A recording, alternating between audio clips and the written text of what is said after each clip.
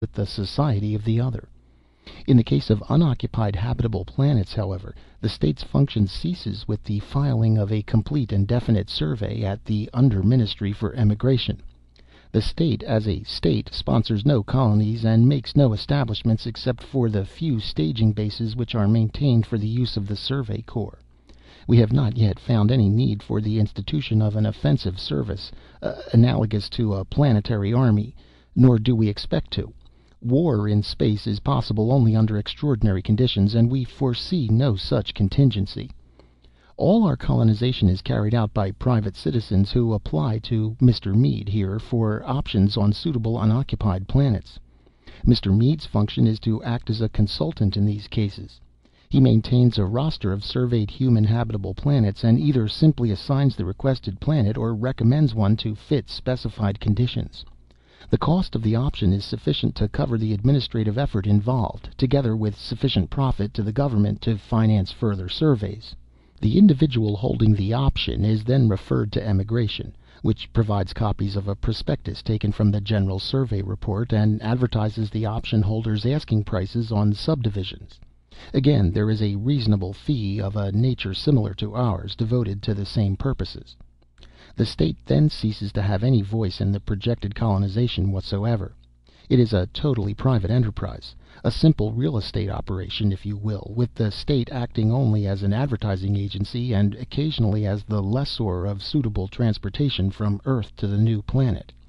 The colonists, of course, are under our protection, maintaining full citizenship unless they request independence, which is freely granted. If you would like to see it for purposes of clarification, you are welcome to examine our file on Martin Holliday, a citizen who is fairly typical of these real estate operators and who has just filed an option on his second planet. Smiling, Marlowe extended the folder. "Thank you, I should like to," Oudklavin said, and took the file from Marlowe.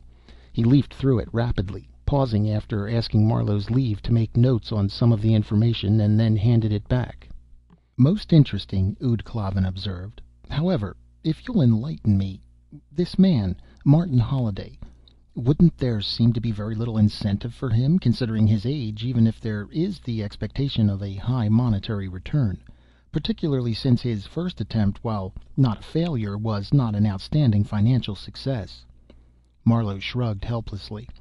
"I tend to agree with you thoroughly, Oudklavin, but," he smiled, "you'll agree, I'm sure, that one Earthman's boredom is another's incentive. We are not a rigorously logical race, Oudklavin." "Quite," the Dovenilid replied. Section 5.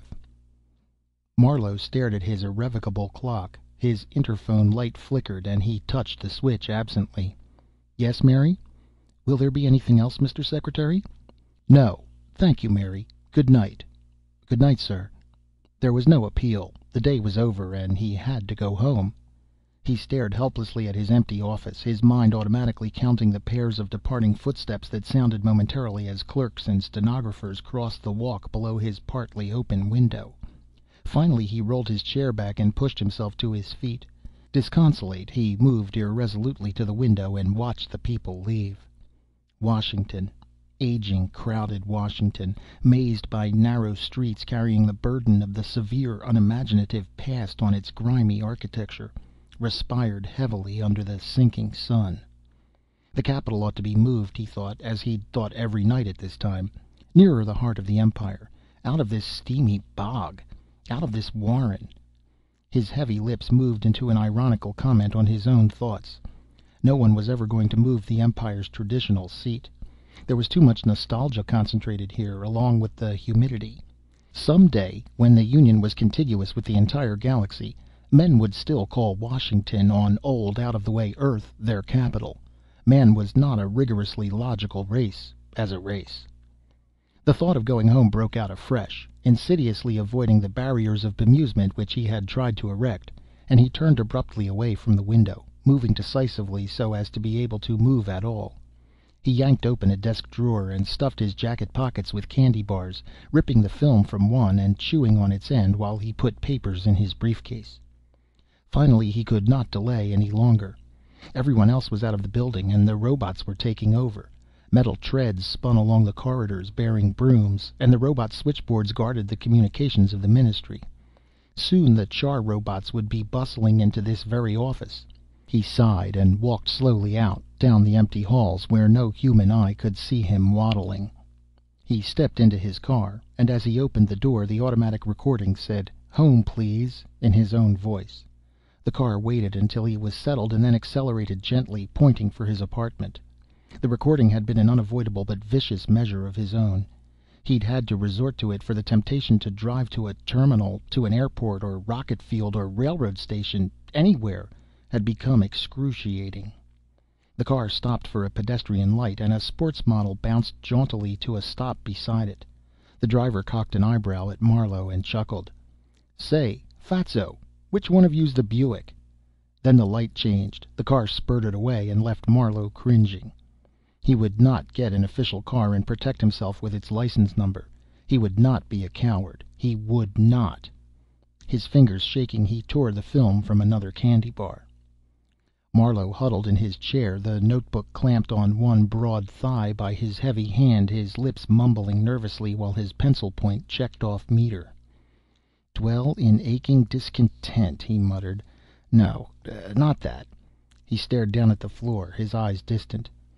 "Bitter discontent," he whispered. He grunted softly, with the breath that had to force its way past the constricting weight of his hunched chest. "Bitter dwell." He crossed out the third line, substituted the new one, and began to read the first two verses to himself. "We are born of humankind. This is our destiny. To bitter dwell in discontent, wherever we may be.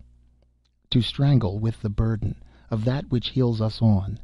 To stake our fresh beginnings when frailer breeds have done." He smiled briefly, content. It still wasn't perfect, but it was getting closer. He continued, "To pile upon the ashes of races in decease such citadels of our kind's own as fortify no—" "What are you doing, David?" his wife asked over his shoulder. Flinching, he pulled the notebook closer into his lap, bending forward in an instinctive effort to protect it. The warm, loving, sawing voice went on, "Are you writing another poem, David? Why, I thought you'd given that up." It's nothing really, Lenora, nothing much, just a thing I've had running around my head. Wanted to get rid of it." His wife leaned over and kissed his cheek clumsily. "Why, you old big dear, I'll bet it's for me, isn't it, David? Isn't it for me?" He shook his head in almost desperate regret. I'm afraid not, Snorer. It's about something else, Lenora." "Oh." She came around the chair, and he furtively wiped his cheek with a hasty hand. She sat down facing him, smiling with entreaty. "Would you read it to me anyway, David? Please, dear?" "Well, it's not finished yet. Not right." "You don't have to, David. It's not important. Not really." She sighed deeply. He picked up the notebook, his breath cold in his constricted throat. "All right," he said, the words coming out huskily. "I'll read it, but it's not finished yet." "If you don't want to." He began to read hurriedly, his eyes locked on the notebook, his voice a suppressed, hoarse, spasmodic whisper. "Such citadels of our own kind's own as fortify no peace. No wall can offer shelter, no roof can shield from pain. We cannot rest, we are the damned, we must go forth again. Unnumbered we must—" "David, are you sure about those last lines?" She smiled apologetically. "I know I'm old-fashioned, but couldn't you change that? It seems so harsh. And I think you may have unconsciously borrowed it from someone else. I can't help thinking I've heard it before somewhere. Don't you think so?" "I don't know, dear. You may be right about that word, but it doesn't really matter, does it? I mean, I'm not going to try to get it published or anything." "I know, dear, but still—" He was looking at her desperately. "I'm sorry, dear," she said contritely. "Please go on. Don't pay any attention to my stupid comments." "They're not stupid." "Please, dear, go on." His fingers clamped on the edge of the notebook. "Unnumbered we must wander, break and bleed and die. Implacable as ocean, our tide must drown the sky. What is our expiation? For what primeval crime? That we must go on marching until the crash of time. What hand has shaped so cruelly? What whim has cast such fate?